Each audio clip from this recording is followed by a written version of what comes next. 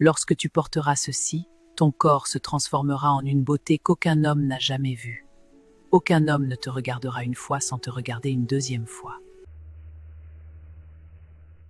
Patricia était maigre comme un clou, son visage était laid comme celui d'un singe, et elle n'avait pas une silhouette aussi harmonieuse que les autres femmes du village.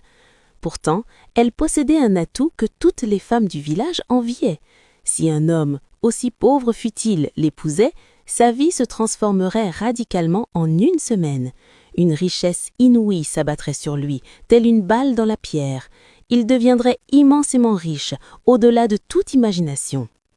Patricia et Fabien étaient mariés depuis des années et s'aimaient tellement que les villageois se demandaient pourquoi Fabien pouvait aimer celle qu'on surnommait la femme la plus laide du village.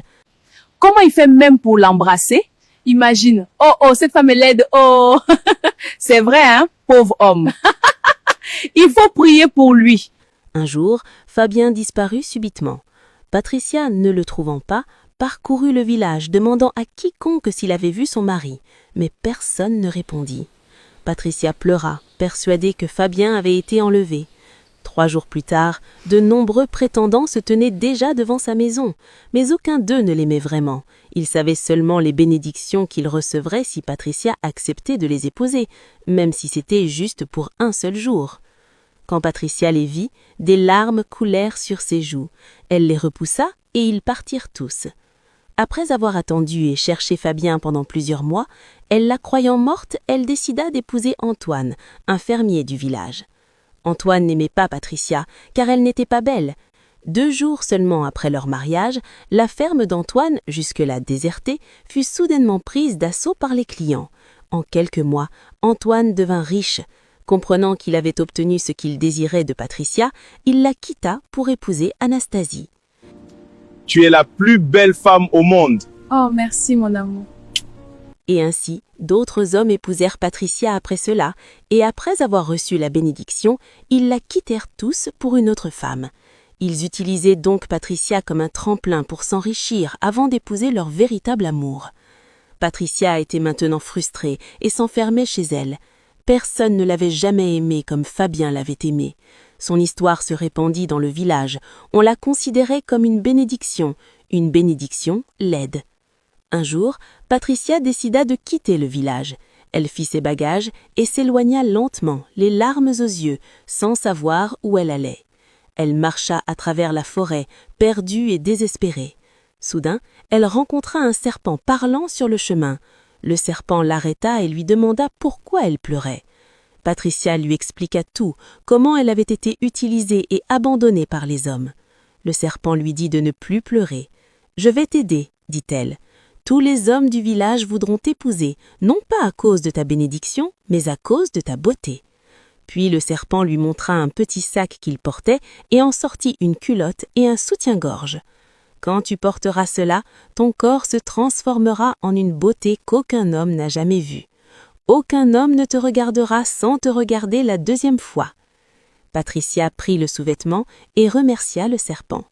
De retour au village, elle enfila la lingerie et son corps commença instantanément à se transformer. Sa peau devint fraîche et éclatante, comme si elle avait utilisé la crème la plus luxueuse. Sa silhouette se démarquait, rappelant celle d'une femme ayant subi une augmentation mammaire. Le jour où elle apparut à l'extérieur, les villageois furent stupéfaits et eurent du mal à croire qu'il s'agissait de Patricia. Personne ne pouvait la regarder sans s'arrêter. Désormais, tous les hommes du village rêvaient de l'épouser, mais seulement si Patricia et les villageois connaissaient le sombre secret qui se cachait derrière tout cela. Le premier homme que Patricia épousa après sa transformation fut Bruno. Le soir de leurs noces, sa plus grande ferme prit feu. Il sombra presque dans la folie. 1 mois plus tard, Bruno réalisa que depuis son mariage avec Patricia, sa vie s'était effondrée. Quelques mois plus tard, il divorça et se retrouva complètement ruiné. Patricia, témoin de cette situation, sut que c'était le prix à payer pour sa beauté. Elle comprit que la bénédiction qu'elle portait s'était transformée en malédiction. Elle n'en était pas heureuse, mais en même temps, elle appréciait le fait que tous les hommes du village désiraient encore l'épouser et l'aimaient sincèrement quoi qu'il arrive. Le 2e homme que Patricia épousa fut Paul. 3 jours après le mariage, il fut retrouvé mort pendu à un arbre. Mais cela n'empêcha pas les hommes de vouloir épouser Patricia. Nombreux furent ceux qui continuèrent à la courtiser, et Patricia appréciait cette attention. Un jour, Fabien, son premier amour, revint au village. Fabien avait été kidnappé par des hommes du village qui voulaient épouser Patricia et recevoir la bénédiction qu'elle portait en elle. Il a été kidnappé, mais il a réussi à s'échapper. Depuis, il a peur de revenir au village, craignant d'être kidnappé à nouveau.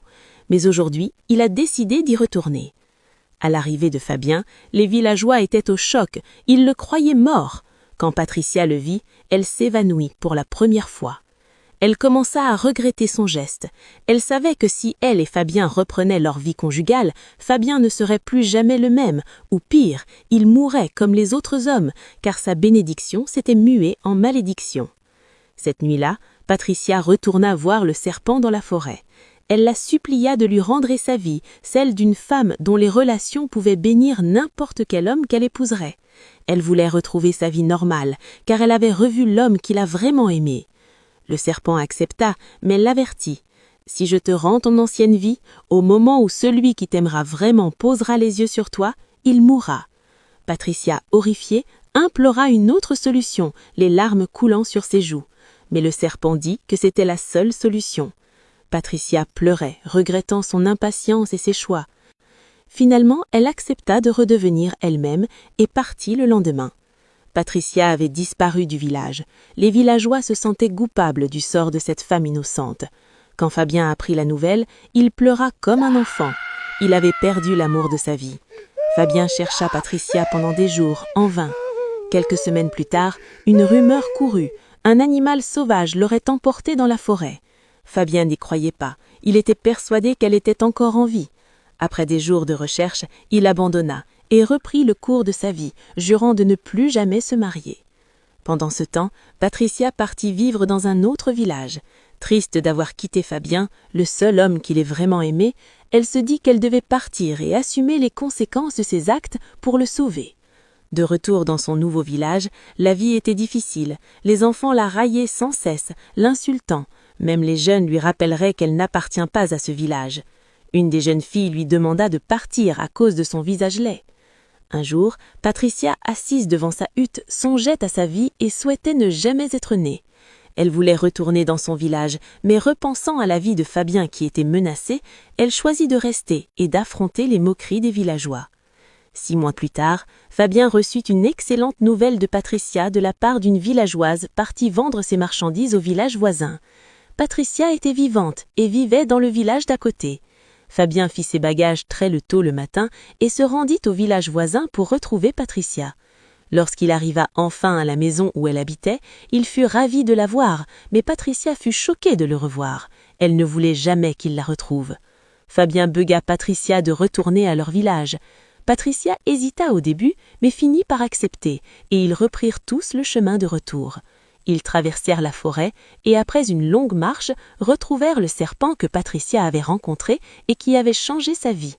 Le serpent les regarda et déclara « L'amour que vous vous portez est sincère et pur, c'est pourquoi je lèverai la malédiction. » Il leva la malédiction et ils retournèrent au village. La vie reprit son cours normal pour Fabien et Patricia. La prospérité revint dans leur foyer et ils vécurent heureux pour toujours. Ils eurent de nombreux enfants.